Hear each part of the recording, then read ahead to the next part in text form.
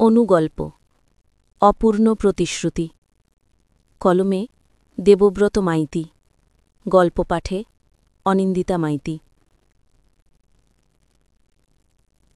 বৃষ্টিটা যেন ঠিক সময় মতোই নামল। জানলার কাছে টুপটাপ আওয়াজ করছে।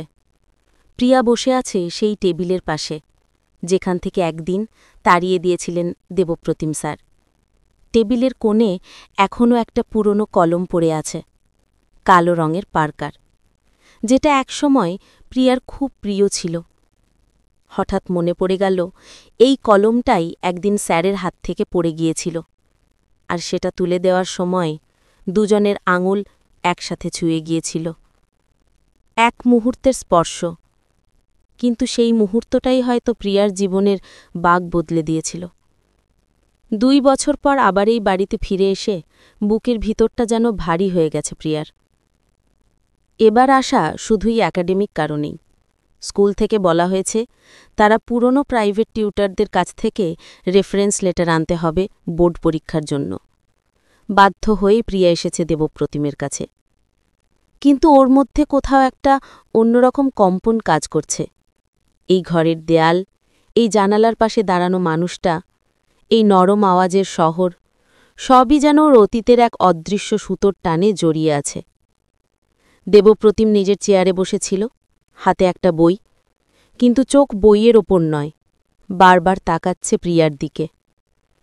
ওর মুখের ক্লান্তি, চুলের পাশে পড়ে থাকা একটা সরল বিনুনি, চোখের নিচের হালকা ছায়া, সবই বলে দিচ্ছে এই 2 বছর প্রিয়া কতটা লড়াই করেছে নিজের ভেতরের ঝড়ের সঙ্গে। দেবপ্রতিম ধীরে বলল, বসো। প্রিয়া চুপচাপ বসে পড়ল টেবিলের অপর প্রান্তে। কয়েক মুহূর্তের নীরবতা। বাইরে বৃষ্টির শব্দ, মাঝে মাঝে বজ্রপাতের আলো জানালায় পড়ছে। কেমন আছো? প্রশ্নটা দেবপ্রতিমের গলায় অদ্ভুত এক কোমলতা নিয়ে এলো। প্রিয়া মৃদু হাসল। ভালো, থাকার চেষ্টা করি। এই উত্তরের ভেতর লুকিয়ে আছে এক পৃথিবী ভাঙা স্বপ্ন, হারানো সাহস, আর একটা একতরফা ভালোবাসার দাগ। দেবপ্রতিম কিছু বলতে চাইল, কিন্তু গলায় শব্দ আটকে গেল। যে কথাগুলো তখন বলা হয়নি আজও যেন বুকের ভেতর পাথর হয়ে পড়ে আছে। হঠাৎ প্রিয়া বলল, স্যার, আপনি তো তখন আমাকে বিশ্বাসই করেননি। দেবপ্রতিম তাকালো প্রিয়ার দিকে, চোখে এক ফোঁটা অনুতাপের ছায়া। তোমার কথা বিশ্বাস না করে ভুল করেছিলাম, কিন্তু তখন, প্রিয়া মাঝখানে কেটে বলল, তখন আপনি শিক্ষক ছিলেন, আমি ছাত্রী। আপনার দায়িত্ব ছিল সীমা টেনে দেওয়া, তাই না? হ্যাঁ, কিন্তু আজও ভাবি যদি তোমার কথাটা শেষ পর্যন্ত শুনতাম সেদিন। প্রিয়া কিছুক্ষণ চুপ করে থাকল, তারপর ধীরে বলল, আমার ভালোবাসা কখনো অসম্মানজনক ছিল না স্যার। আমি শুধু অনুভব করেছিলাম আপনি আমাকে অন্য সবার চেয়ে একটু আলাদা করে দেখেন। হয়তো সেটা আমার ভুল ধারণা ছিল। না, সেটা ভুল ছিল না প্রিয়া। আমি সত্যিই তোমাকে আলাদা চোখে দেখতাম, কিন্তু সেই দৃষ্টিটা ছিল এক নিষিদ্ধ সীমান্তে। আমি পারিনি আমার দায়িত্বের জালে তোমাকে টানতে। প্রিয়ার চোখে হালকা জল এসে গেল, কিন্তু এবার সে নিজেকে সামলে নিল। দায়িত্বের দেয়াল খুব শক্ত স্যার, আমি সেটা বুঝে গেছি। তবু মাঝে মাঝে ভাবি, ভালোবাসা কি এতটাই ভুল? দেবপ্রতিম কোনো উত্তর দিল না, শুধু জানালার বাইরে তাকালো। বৃষ্টি তখন থেমে গেছে, আকাশের ধূসরতা আরও ঘন হয়েছে। হঠাৎ সে টেবিলের ড্রয়ার খুলে একটা খাপ বের করল। এই নাও, তোমার রেফারেন্স লেটার। তোমার যোগ্যতা নিয়ে কারো সন্দেহ নেই প্রিয়া। প্রিয়া খামটা হাতে নিল, আঙুল কাঁপছে হালকা, যেন এই একটুকরো কাগজের সঙ্গে ওর অতীতের সব স্মৃতি জড়িয়ে আছে। উঠে দাঁড়াতে গিয়ে হঠাৎ প্রিয়া থেমে গেল।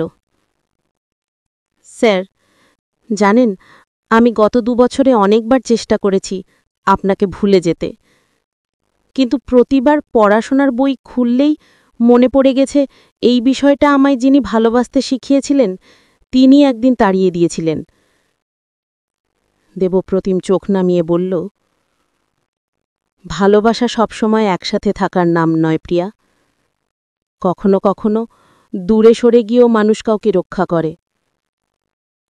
রক্ষা করেছিলেন আমাকে না নিজেকে? এই প্রশ্নের কোনো উত্তর দেবপ্রতিমের কাছে নেই। ঘরে শুধু নীরবতা। বৃষ্টি আবার পড়তে শুরু করেছে। প্রিয়া ধীরে ধীরে দরজার দিকে এগিয়ে গেল। দরজা খুলে বাইরে বেরিয়ে যাওয়ার আগে একবার ঘুরে তাকাল। দেবপ্রতিম তখনও জানালার পাশে দাঁড়ানো, চোখে মেঘের ভার। স্যার? দেবপ্রতিম চমকে উঠল। ধন্যবাদ। আপনি না থাকলে হয়তো আমি নিজেকে গড়ে তুলতে পারতাম না। কিন্তু একটা কথা মনে রাখবেন, কারো ভালোবাসা কখনো অপমান নয়, যদি তা হৃদয় থেকে হয়। এই বলে প্রিয়া চলে গেল। বাইরে বৃষ্টি এখন ঝরছে প্রবল। দেবপ্রতিম জানালার কাঁচে হাত রাখল। জলবিন্দুগুলো গড়িয়ে পড়ছে, ঠিক যেমন সেদিন প্রিয়ার চোখের জল গড়িয়ে পড়েছিল। নিজের বুকের ভিতরটা যেন কেউ চেপে ধরল। দেবপ্রতিম ফিসফিস করে বলল, তুই ঠিকই বলেছিলিস প্রিয়া। জীবনের কিছু পরিস্থিতিতে আমরা সত্যিই ভীষণ নিরুপায়।